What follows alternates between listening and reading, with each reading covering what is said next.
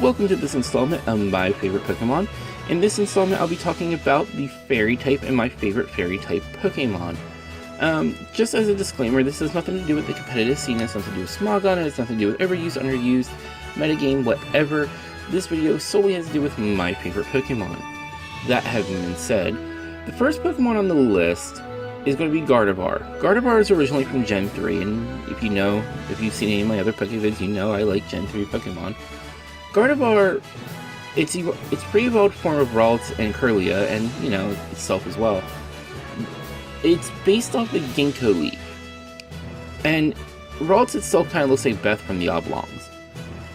But being based off the Ginkgo leaf, having to do with, the memory aspect is great for a Psychic type. Even though it's not a Grass type, but that's okay. It's a princess, who cares? I mean, I did use it as a Psychic type, solely as a Psychic type way back when, but it was just kind of like, I liked Alakazam, and the two were very comparable to each other, and there was no reason to choose one over the other than I was already pretty much set with Alakazam, for non-legendary Psychics. But Gardevoir is a fairy. Gardevoir got a new lease on life. I'm not saying people did not use Gardevoir. It is an awesome special attack Pokemon. But, like I said, there's always other choices, but having that fairy type there, it opens up a lot of opportunities for Gardevoir. And I just felt like a fairy princess makes a lot of sense.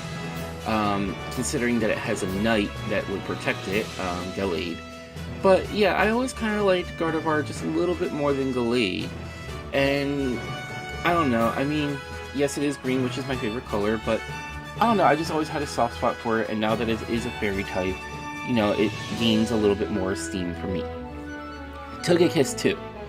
Togekiss, coming from Togetic and Togepi, which were just kind of oh, all that hype through the original anime for this, new Pokemon that has appeared, this egg that Misty has.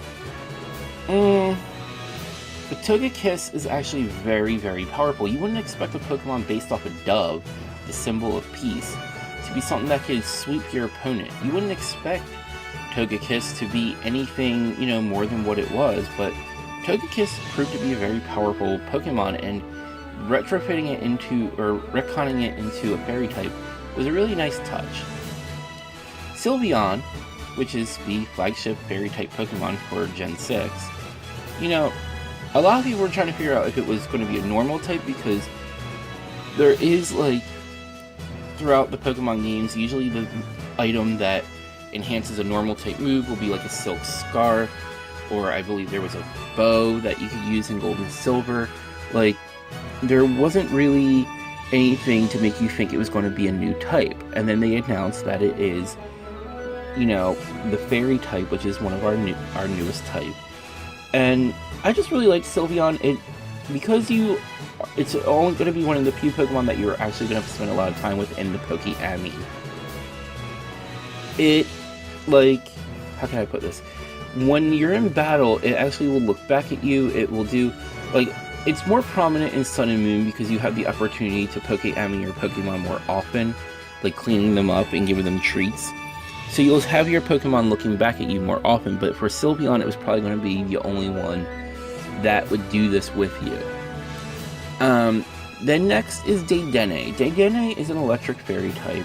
Dedenne is the Pika clone for, Gen 6, but Dedenne I kind of liked. I kind of liked it because I liked Hamtaro. I liked it because it had a lot of silly moves, like Nuzzle, for example, that, it would just cutely, it's such an unsuspecting move. It's not very strong, but it can paralyze. And it's just oh, that little thing did that? That's kind of how I felt about Dedenne. Plus, imagine Dedenne going up against a Garchomp and potentially winning just because it's a fairy type. It's a very real thing.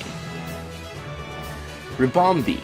Ribombee is another fairy type that was very unsuspecting. You looked at it and you're oh, this Maya the Bee looking thing.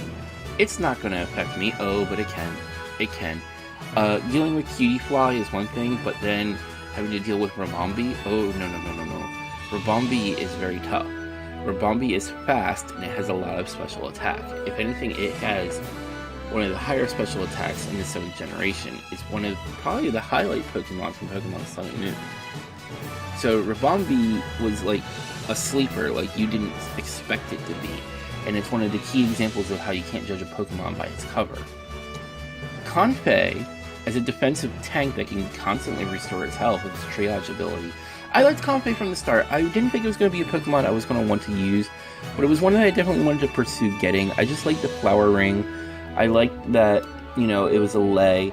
They didn't really, like, I wouldn't have thought a Pokemon could be, you know, based off of something like, it's the thing that they put around your neck when you get off the plane to go to Hawaii.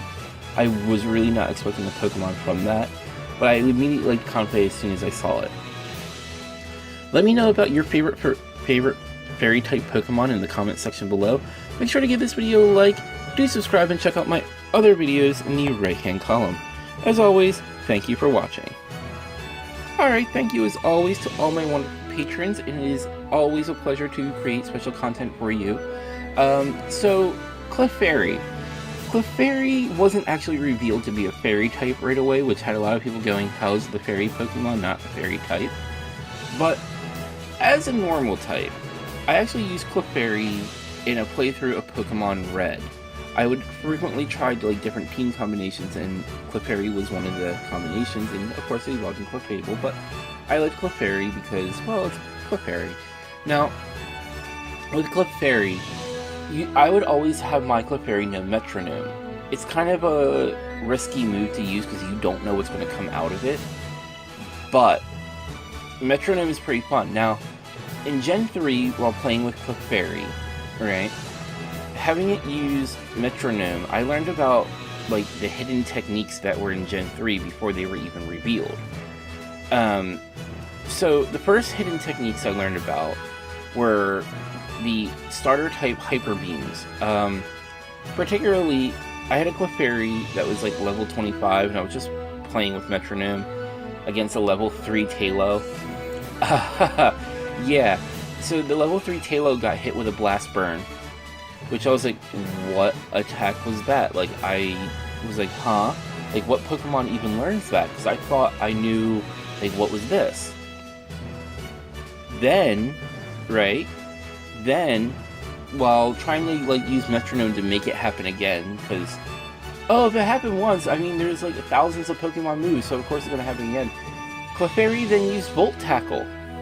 Yeah, so what are these weird moves? Like, I didn't know where they were coming from, and they weren't really available until, like, Fire Red Leaf Green. They weren't available till, like, Pokemon Emerald version. Like, what is this? Like, I just really did not know what these moves were.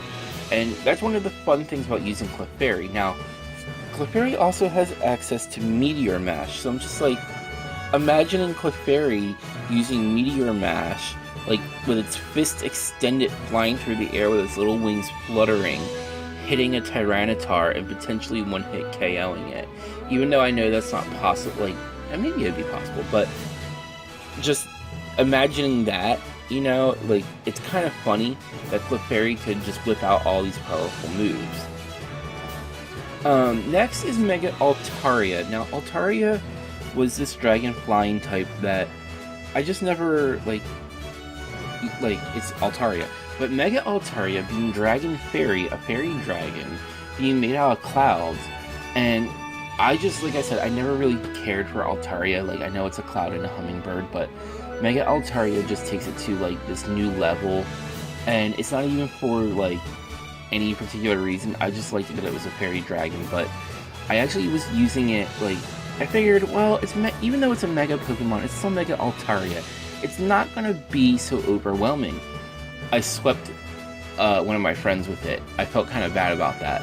I just kept using Hyper Voice with Pixelate, and for the few Pokemon that I don't think it would have worked on, my Mega Altaria does have Flamethrower. Well, Altaria has Flamethrower too, so it was like, no matter what, like, I had a move that I could just whip out and use with Mega Altaria. Like, and I felt Flamethrower was semi-unexpected.